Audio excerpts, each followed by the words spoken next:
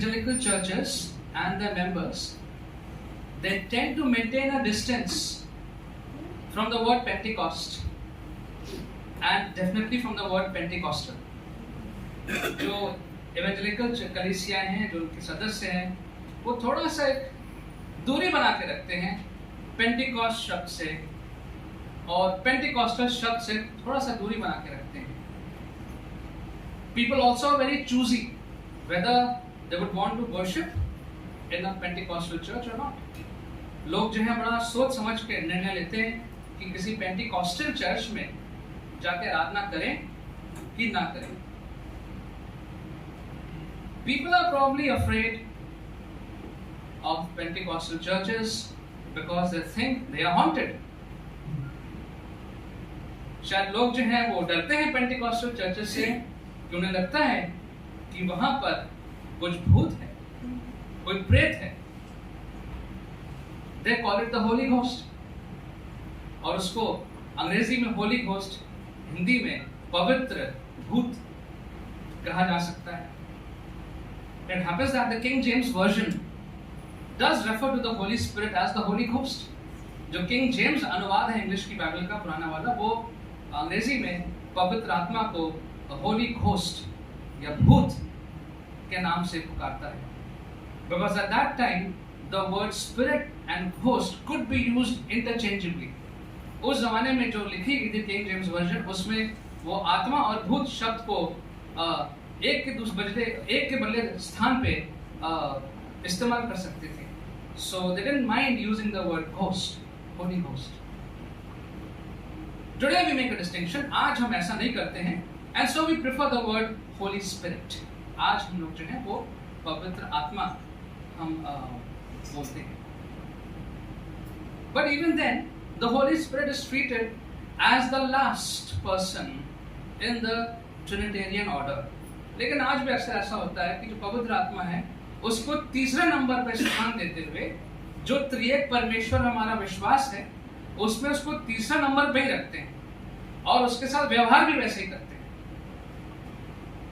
Today is being observed as Pentecost Sunday universally. आज जो है वो Pentecost Sunday को हम सांसारिक तौर पे मनाते हैं, and most people know that the Holy Spirit came upon the church that day as written in the book of Acts. ऐसा हम लोग मानते हैं, जैसा कि प्रेरित में लिखा हुआ है कि पवित्र आत्मा इस दिन कलीसिया के ऊपर आई. A small note I want to give to the Pentecostal movement.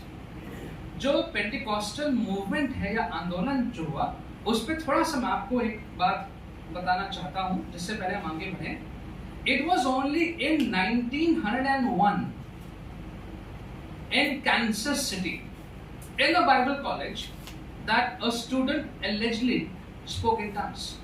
ये 1901 में हुआ कैंसस में, एक बाइबल कॉलेज था जहाँ पे एक छात्र वो अन्य भाषाओं में ऐसा बताया गया कि वो अन्य भाषाओं में बोल रहा है.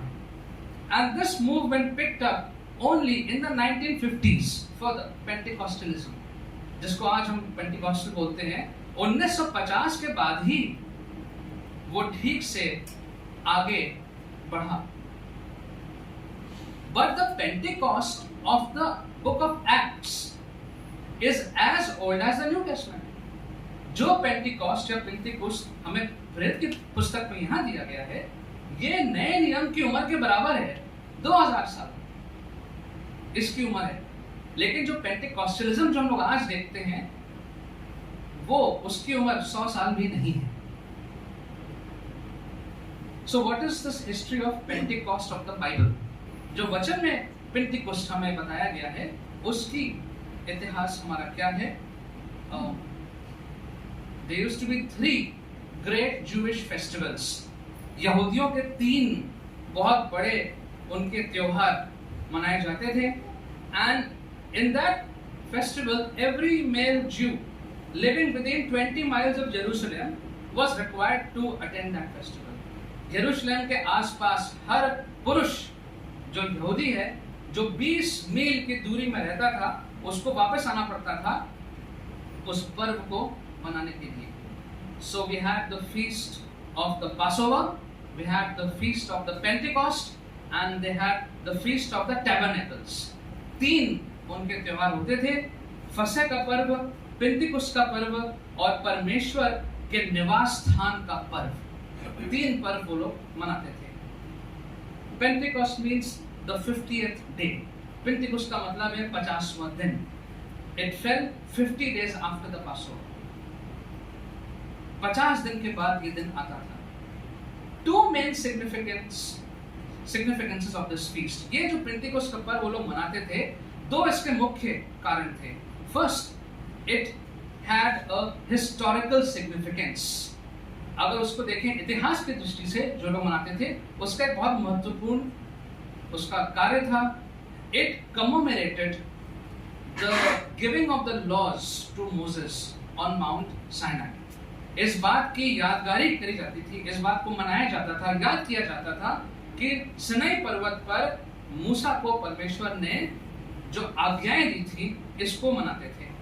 And secondly, this Pentecost festival had an agricultural significance. एक कृषि की दृष्टि से भी इसका एक बहुत महत्वपूर्ण इसका कार्य था। At Passover, the crop's first portion of barley was offered to God. जब ये पर्व मनाते थे तो जो जौ होता है, जौ उसका जो पहला हिस्सा था वो परमेश्वर को चढ़ाया जाता था। At Pentecost, 2 loaves of bread were offered as gratitude to God for the harvest. 2 रोटियों को लेकर के वो धन्यवाद के तौर पे परमेश्वर को पहले चढ़ाया जाता था फसल में से। Also, no servile work was to be done that day. कोई किसी भी आप अपने नौकर से आप कोई काम सर्वेंट से नहीं करवा सकते थे। उस दिन उन सब बातों की मनाही रहती थी और इसलिए जो सड़कें थी, जो वहां सभाएं थी, वो भरी हुई रहती थी।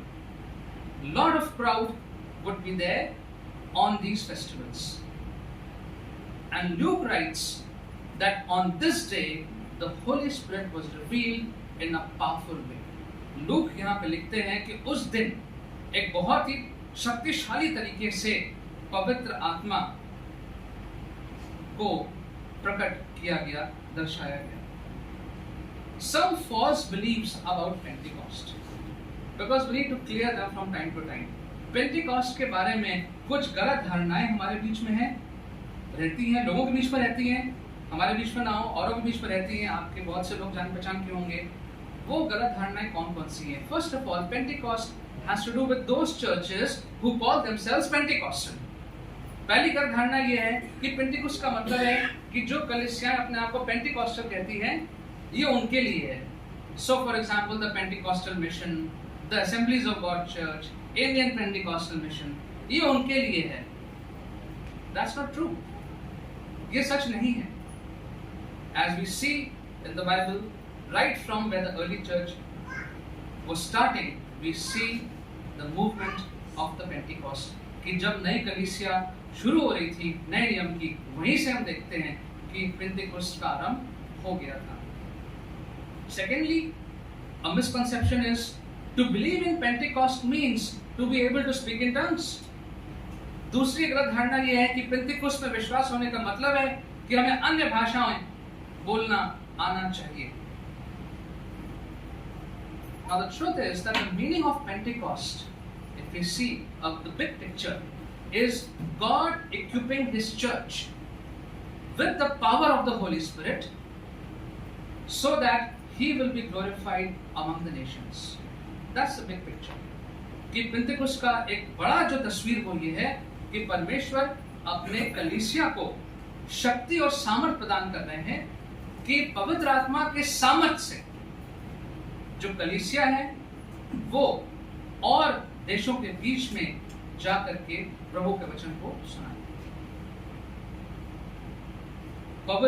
परमेश्वर अपनी कलीसिया को पवित्र आत्मा से सशक्त कर दे ताकि सारे देशों में उसके नाम की महिमा होने पाए। That's the big picture of Pentecost. So what happened over here in Acts chapter 2 is only a fulfillment of what Jesus had already told to the disciples. जो यीशु ने पहले ही अपने शिष्यों को बता दिया था, ये चीज बस यहाँ पे केवल पूरी हो रही है. But there's nothing brand new happening. ऐसा नहीं कि किसी को अंदाजा नहीं था कि ऐसा कुछ होने वाला है. Jesus had already told them it's going to happen. यीशु ने पहले ही बोल दिया था कि ऐसा होने वाला है. Jesus already told them about the Holy Spirit. यीशु मसीह अपने शिष्यों को पहले से ही पवित्र आत्मा के बारे में बता चुके थे. So first of all, let's get the question correct. We will say, who is the Holy Spirit? We will never say, what is the Holy Spirit? पवित्र आत्मा कौन है? क्या है नहीं बोलेंगे. पवित्र आत्मा कौन है? Who is the Holy Spirit? John 14:16. Can someone read, please? यूहन्ना 14:16.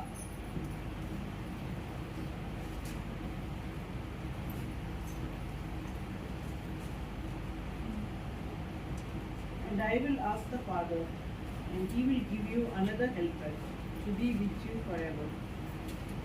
और मैं पिता से विनती करूंगा और वह तुम्हें एक और सहायक देगा कि वह सर्वदा तुम्हारे साथ रहे. So the context is that Jesus was telling them that I am leaving. I'm going to go soon. I won't be with you always. यीशु यहाँ पे शिष्यों से बोल रहे थे यहाँ पे कि मैं जल्दी जाने वाला हूँ. मैं सदैव तुम्हारे साथ नहीं रहूँगा. But I will not leave you like this. I'll give you another counselor. मैं तुम्हें एक दूसरा सहायक दूंगा. The one who will be with you forever. Because I and my physical body will not be with you forever. यीशु ने अपने शिष्यों को समझा रहे थे कि मैं इस रूप में तुम्हारे साथ सदैव नहीं रहूंगा, लेकिन मैं तुम्हें एक और व्यक्ति भेजूंगा, सहायक भेजूंगा, वो सदैव तुम्हारे साथ रहेगा. In Greek language, if you see the word, it points out to the word advocate. Advocate, अधिवक्ता, वकील. जो हमारा सहायक है वो हमारा अधिवक्ता है. What does an advocate do? Advocate is always in the front. The client is at the back. When you are in a court case, the judge is sitting. It is the advocate who is with you. The client is behind. The advocate is in the front, pleading for your case. That's the picture over here. कि जब किसी court कचहरी में जाते हैं तो न्यायाधीश के सामने हम नहीं जाते हैं सामने एकदम से, लेकिन हमारा जो अधिवक्ता है वो सामने रहते हैं, हमारे साथ रहते हैं, हमको बचा के रखते हैं, हम उनके पीछे खड़े रहते हैं. The one who stands beside us, जो हमारे साथ साथ में रहते हैं. So Jesus told his disciples, I'll send you someone who's going to be with you, जो सदैव तुम्हारे साथ साथ में रहेंगे. मैं सदैव तुम्हारे साथ इस रूप में नहीं रहूंगा. And verse 17, यूहन्ना 14:17 भी पढ़ गए. 14:17. The Spirit of truth, the world cannot accept him because it neither sees him nor knows him. But you know him, for he lives with you and will be with you. अर्थात सत्य का आत्मा जिसे संसार ग्रहण नहीं कर सकता, क्योंकि वह ना उसे देखता और ना उसे जानता है. तुम उसे जानते हो क्योंकि वह तुम्हारे साथ रहता है और वह तुम में होगा. वह तुम में होगा. In English it will be he will be in you. He will be in you, not just with you, not just beside you. सिर्फ तुम्हारे साथ में नहीं, तुम्हारे बगल में नहीं, तुम्हारे अंदर होगा. He will be in you. पवित्र आत्मा तुम्हारे अंदर होगा.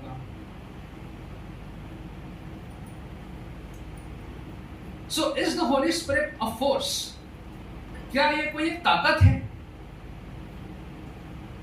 No, he is a personal being. एक व्यक्ति विशेष है. Who can be grieved? Ephesians 4:30. Can someone read Ephesians 4:30? Ephesians 4:30.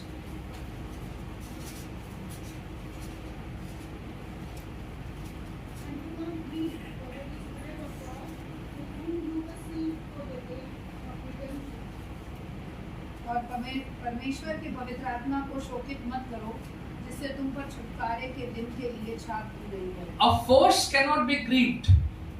Only a person can be grieved. किसी ताकत, कोई शक्ति को जो है आप दुख नहीं पहुंचा सकते हैं, लेकिन एक व्यक्ति विशेष को ही दुख पहुंचा सकते हैं. So, as per Ephesians 4:30, do not grieve the Holy Spirit to say that He is a person. He is not a force. कोई ताकत नहीं है, लेकिन व्यक्ति विशेष है. And of course, as we know, the Holy Spirit is the third person in the Trinity. जो त्रिएक परमेश्वर में विश्वास करते हैं, उसमें जो तीसरा सदस्य है, वो पवित्र आत्मा है. Since he is the third person, is he the least important? क्योंकि वो तीसरा व्यक्ति है, तो क्या उनका जो कार्य है, महत्व है, क्या वो सबसे आखिरी है, सबसे छोटा है? So this order of 1, 2 and 3, the Father, the Son and the Holy Spirit, we always speak in that order. We never change the order. हम हमेशा इसी श्रृंखला में बोलते हैं. But this order only shows the order of revelation. किस प्रकार से इन तीनों को प्रकट किया गया, तो इन तीनों को जो हमें प्रकट किया गया, ये सिर्फ उस बात का ऑर्डर है. The usage of the word first, second and third is to be seen in the referring to the how the divine revelation came to us. किस प्रकार से हमको बताया गया, कैसे हमको पता चला, हमें पहले क्या पता लगा, फिर क्या पता लगा, फिर क्या पता लगा, ये उसके बारे में. So first God revealed himself as a creator to the humankind. सबसे पहले परमेश्वर ने अपने आप को एक सृष्टि करने वाले परमेश्वर के रूप में उजागर किया. God revealed to us that he is the sustainer, the guardian. We see that in Genesis. कि परमेश्वर ने बताया कि वो हमारे निर्वाहक हैं, वो रक्षा करने वाले हैं, वो सृष्टि करने वाले परमेश्वर हैं. Then when Jesus came, he identified God as the Father and revealed himself as the incarnate of God. जब यीशु मसीह आए, तब हमें ये पता चला, ये प्रकट हुआ स्पष्ट रूप से. उन्होंने कहा कि ये पिता परमेश्वर, उन्होंने कहा, और कि वो जो है वो वचन देहधारी हो करके इस पृथ्वी पे आए हैं. तब हमको ये पता चला. And finally we see God revealed himself in the person of the Holy Spirit. परमेश्वर ने अपने आप को पवित्र आत्मा के रूप में हमें प्रकट किया. Who came to live in people's lives to empower them for God's work. कि पवित्र आत्मा आकर के लोगों को सामर्थ प्रदान करेगा, शक्ति प्रदान करेंगे, ताकि लोग जो है वो परमेश्वर के कार्य को करने पाए. And that's the only sense in which the Spirit of God is third. That's the only sense. केवल इसी मायने में हम कह सकते हैं, मानना चाहिए कि वो तीसरा नंबर पे है, और किसी मायने में पवित्र आत्मा तीसरा नंबर पे, तीसरे दर्जे पे नहीं है. The Holy Spirit is just as important as the Father and the Lord Jesus Christ, and we have to relate to the Holy Spirit just as much as we relate to the Heavenly Father and to our Lord Jesus Christ. पवित्र आत्मा का महत्व उतना ही है जितना पिता परमेश्वर और प्रभु यीशु का महत्व है. और जिस प्रकार से हम संबंध अपना बनाते हैं, तो जिस रीति से हम पिता परमेश्वर और यीशु से संबंध बनाते हैं, उसी रीति से हमें पवित्र आत्मा से भी अपना संबंध बना के रखना चाहिए. In Acts chapter 5, there is an event of Ananias and Sapphira. प्रेरित 5 में आपको कहानी मालूम होगी. अननियास और सफायरा की एक घटना घटी. They sold some property and kept some part of the money for themselves. उन्होंने कुछ संपत्ति बेची और थोड़ा सा झूठ बोला और कुछ पैसा उन्होंने अपने लिए रख लिया. Let's see what the Bible talks about that. Acts chapter 5, 3 and 4. Acts chapter 5, verses 3 and 4. But Peter said, Ananias, why has Satan filled your heart to lie to the Holy Spirit and to keep back for yourself parts of the proceeds of the land, while it remained unsold? Did it not remain your own? And after it was sold, was it not at your disposal? Why is it that you have contrived this deed in your heart? You have not lied to man, but to God. First, Hindi में सुनो. परंतु पतरस ने कहा, हे हनन्याह, शैतान ने तेरे मन में ये बात क्यों डाली है कि तू पवित्र आत्मा से झूठ बोले और भूमि के दाम में से कुछ रख छोड़े. जब तक वे तेरे पास रही, क्या तेरी न थी? और जब भी गई तो क्या तेरे वश में ना थी? तूने ये बात अपने मन में क्यों विचारी? तू मनुष्यों से नहीं परंतु परमेश्वर से झूठ बोला। In verse 3, Peter tells Ananias that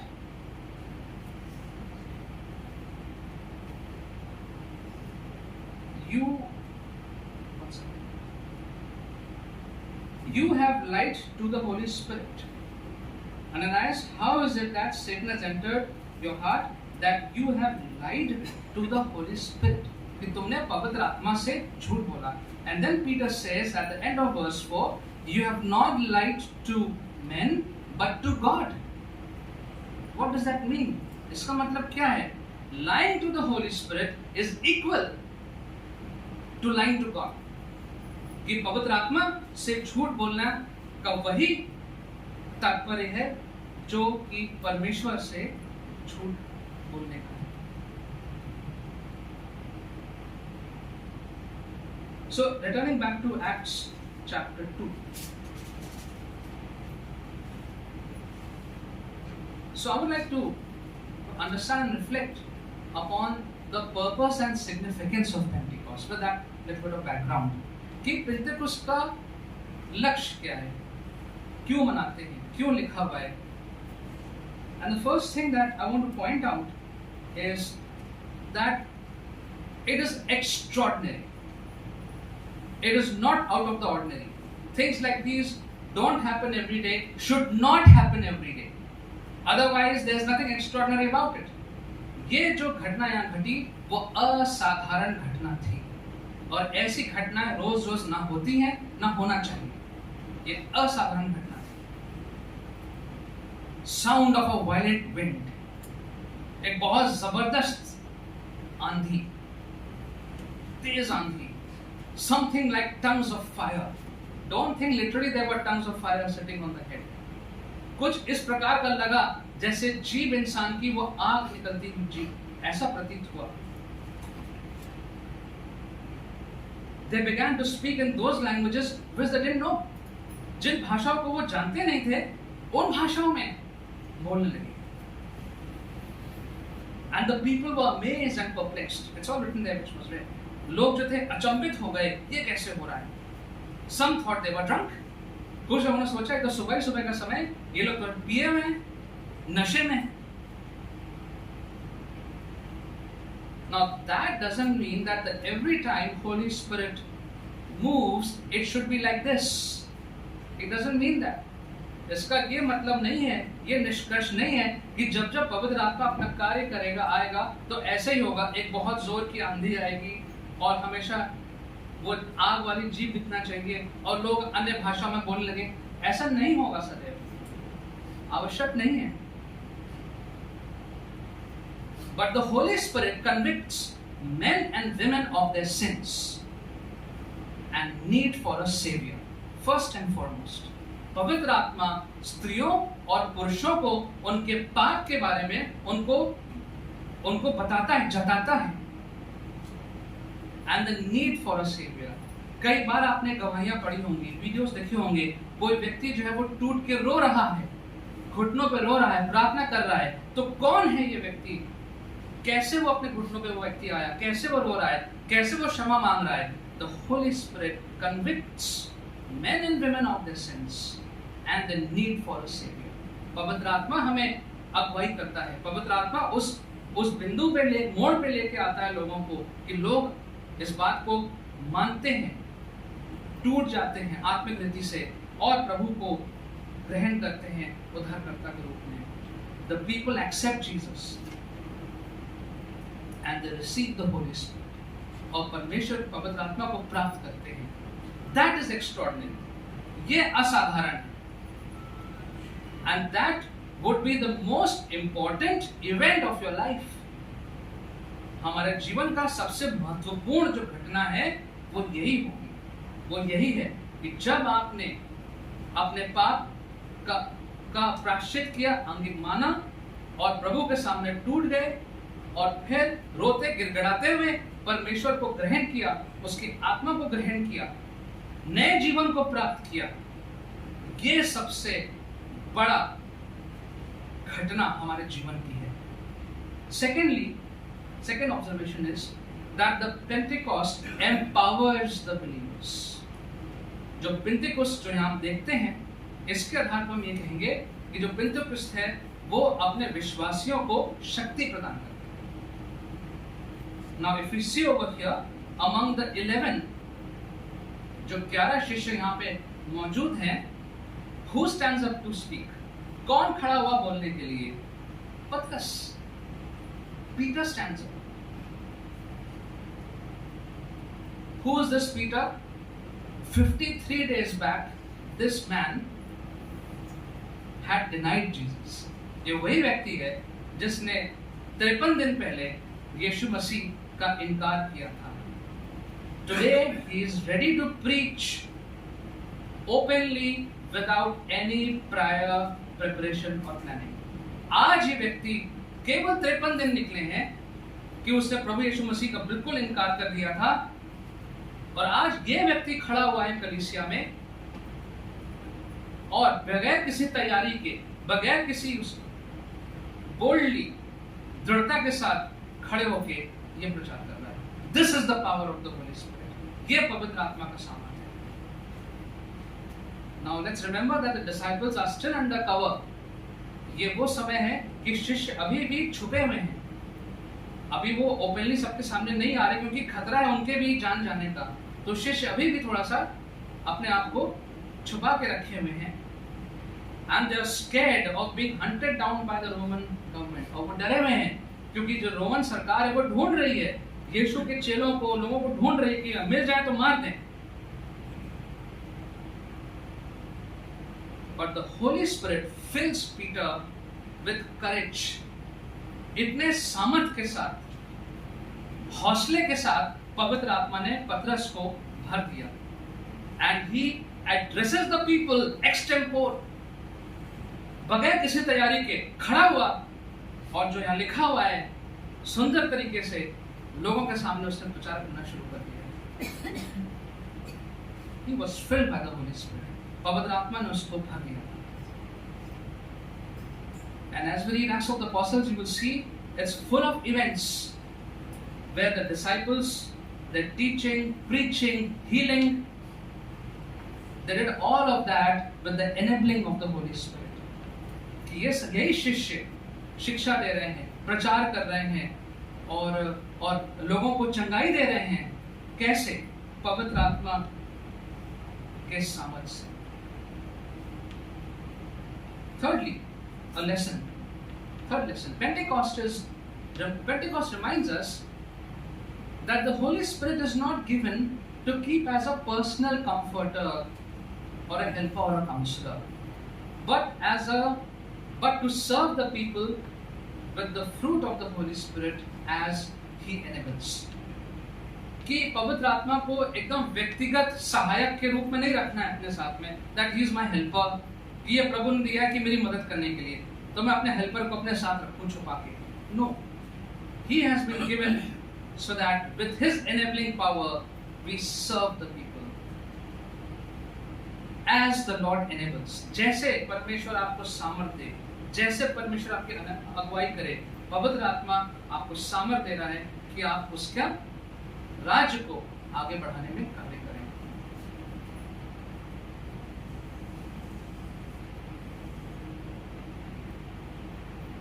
So in a world where evil and hatefulness is rampant, Christian grace and virtues will make our faith winsome to those who are hurt, battered and oppressed। पवित्र आत्मा के फल love, joy, peace, patience, kindness, goodness, faithfulness, gentleness, self-control। Hindi में पढ़ दीजिए गलतियां 5:22, कोई पढ़ दीजिए हिंदी में गलतियां 5:22। And let's see how the world needs this through us। गलतियां 5:22। पर आत्मा का फल प्रेम, आनंद, मेल, धीरज।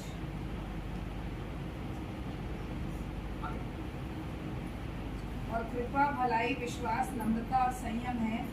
ऐसे ऐसे कामों के विरोध में कोई भी व्यवस्था नहीं। What does our world need today? Love, peace, patience, kindness, भलाई, विश्वास योग्यता, जेंटलनेस, कोमलता. Who's going to give this? The Holy Spirit, the fruit of the Spirit. Through us, हमारे द्वारा ये पवित्र आत्मा के फल हमारे द्वारा हमारे इस टूटे हुए, रूखे, मुरझाए हुए संसार तक इन सारे फलों का रस पहुंचना है. One of the reasons why the early churches attracted a large number of people was that they observed that the Christians were really loving and kind. जो आरंभ की कलीसिया है उसमें इतने सारे लोग शुरुआत में क्यों आने लगे? क्योंकि उन्होंने देखा कि जो उनका माहौल था, the environment outside was cruel. If you study the history of Roman government, cruel people, क्रूर लोग थे. So in the midst of this cruelty, here is a place where there's love, where there's kindness, where there is concern for each other. इस क्रूर माहौल में, क्रूर देश में एक ऐसा समुदाय है छोटा सा जहां पे प्रेम है, जहां पे एक दूसरे की चिंता करते हैं, जहां पे लोग आपसे अच्छे से आपको पेश आते हैं, करुणा से भरे हुए हैं. That's why so many people were attracted to the early church. इसलिए उस आरंभ की कलीसिया में इतने लोग शुरुआत में गए. So we have to ask this question, that as a church, what is the measure of love and kindness that we exercise towards the people around us? एक कलीसिया के रूप में आज किस प्रकार का प्रेम, किस प्रकार की काइंडनेस, अच्छा व्यवहार हम लोगों के प्रति हम करते हैं? ये एक सवाल अपने सामने रख सकते हैं. Fourthly, we see that Pentecost fulfills the scriptures. जो वचन में कहा गया उसको पूरा करता है पेंटेकोस्ट, जो हम यहाँ पे देखते हैं. So this outpouring of the Holy Spirit that we see here is not an invention of the New Testament. Is not an invention of the New Testament. हम ये ना सोचें कि नए नियम में ये एक नया आविष्कार किया और इस नए आविष्कार में पवित्र आत्मा को सामने लाके रख दिया. No, it's not an invention of the New Testament. Peter quotes the prophet Joel. पतरस जो यहाँ पे कह रहा है वो योएल नबी की बात कर रहा है. What does Peter say? In the last days, God says, I will pour out my spirit on all people. Your sons and daughters will prophesy. Your young men will see visions. Your old men will dream dreams. Even on my servant, both men and women, I will pour out my spirit in those days, and they will prophesy. Hindi में पढ़ लीजिए. कि परमेश्वर कहता है कि अंत के दिनों में ऐसा होगा कि मैं अपना आत्मा सब मनुष्य पर दे दूंगा, और तुम्हारे बेटे और तुम्हारी बेटियां भविष्यवाणी करेंगी, और तुम्हारे जवान दर्शन देखेंगे, और तुम्हारे पुरनिये स्वप्न देखेंगे. वरन मैं अपने दासों और अपनी दासियों पर भी उन दिनों में अपने आत्मा में से उंडेल दूंगा, और वे भविष्यवाणी करेंगे. और मैं ऊपर आकाश में अद्भुत काम और नीचे धरती पर चिन्ह अर्थात लहू और आग और धुएं का बादल दिखाऊंगा. प्रभु के महान और प्रसिद्ध दिन के आने से पहले सूर्य अंधेरा और चांद लहू हो जाएगा, और जो कोई प्रभु का नाम लेगा वही उद्धार पाएगा. So the outpouring of the Holy Spirit is not the discovery or invention of the New Testament. पवित्र आत्मा की खोज नए नियम ने नहीं करी है. Peter very well, right point, right time, filled with the Holy Spirit, quotes Joel. Joel नबी की पुस्तक पुराने नियम से उठा करके पतरस यहाँ पे बोलता है, in the last days God says, मैं अपनी पवित्र आत्मा सब लोगों के ऊपर उंडेल दूंगा. Sons and daughters will prophesy. तुम्हारे बेटे बेटियां वो भविष्यवाणी करेंगे. Young men will see visions. जवान लोग जो हैं वो दर्शन देखेंगे. Old men will dream dreams. बुजुर्ग लोग हैं वो भी दर्शन देखेंगे, वो भी बताएंगे.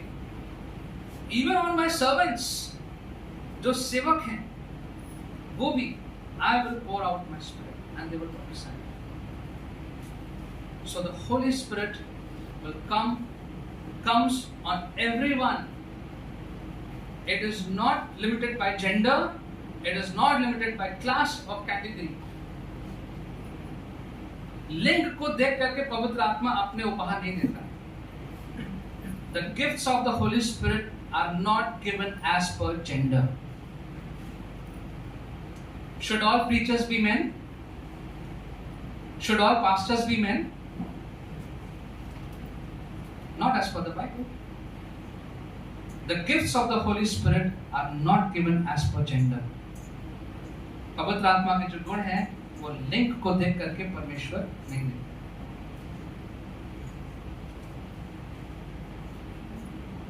So Pentecost reminds us that there is a mission for each one of us. हम सबके लिए एक कार्य है जो प्रभु ने रखा हुआ है. And so as the disciples received the Holy Spirit, they were empowered to reach people with the gospel message. जो चर्च हिस्ट्री आप लोग पढ़ते हैं, हम लोग भी इतना बताते हैं, आपका अगर रुचि है उसमें, तो वो 11 शिष्य कहां से कहां तक गए, कितना उन्होंने यात्रा करी, यातनाएं सही, और परमेश्वर का वचन वो कहां लेके गए. भारत भी आए, साउथ में. ये सब कैसे किया? क्या अपने सामर्थ्य में कर सकते थे? Could they do it with their own strength? No, I don't think so. I'm very sure no. The Holy Spirit empowered them, that they were able to leave their families. They were able to suffer on the sea, get into enemy territory, and ultimately they all got killed in violent ways. अंत में सबका कुछ ना कुछ दर्दनाक मौत उनको मिली. And over the years, if you see the church history, thousands and thousands of men and women, missionaries from all over the world have gone to such places where no one would want to go. हजारों missionaries इतने 2000 वर्षों में ऐसी जगहों पे गए हैं, Africa में, चाइना में, हिंदुस्तान में, और जगहों पे जहां पे कोई जाएगा नहीं. कैसे? क्यों? Because of the empowerment of the Holy Spirit. पवित्र आत्मा की सामर्थ्य के साथ हो गए.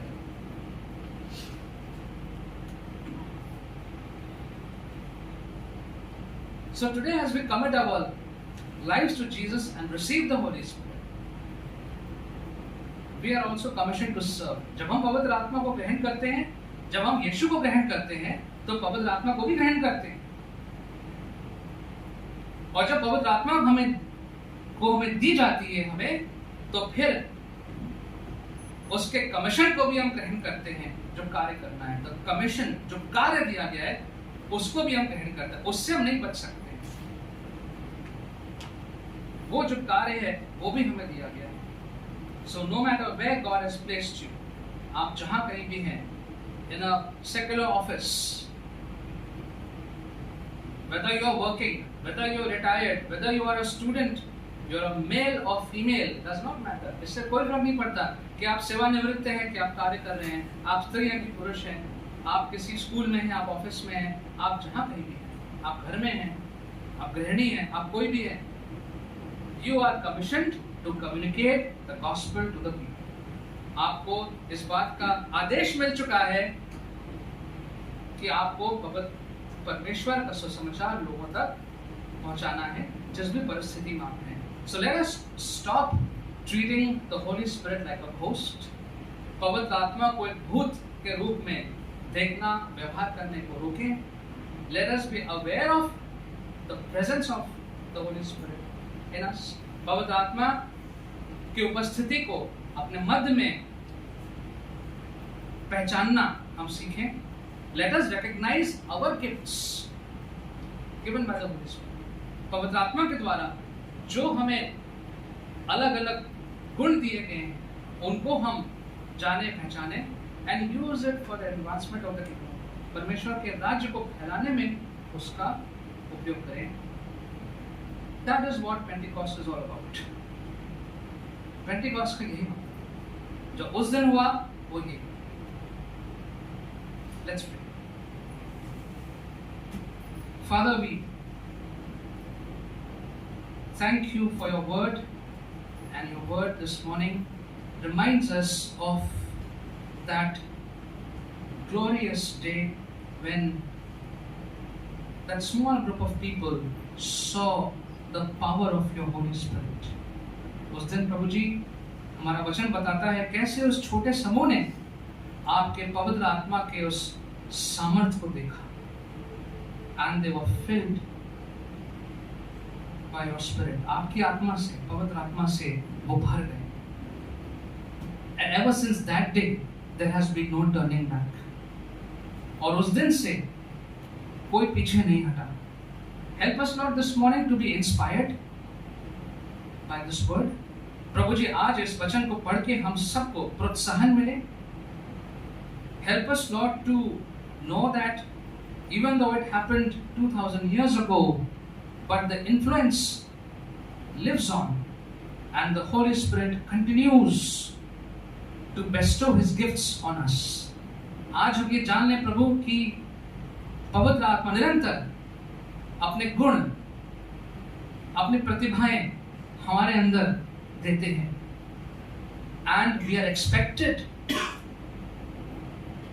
to serve the Lord in the way the Lord enables us and calls us. और हमसे अपेक्षा है कि हम प्रभु की सेवा करें जहां भी हमें रखा गया है, जिस रीति से परमेश्वर हमें सामर्थ प्रदान करते हैं. Help us Lord to be aware of that. Help us Lord to think about that. Help us Lord to act upon that. प्रभु जी हम इसके बारे में सोचें, विचारें, इस बात को ग्रहण करें और इसके लिए हमें जो करना पड़े प्रभु आपकी अगुवाई से हम उस कार्य को करने पाए. In Jesus' name we pray.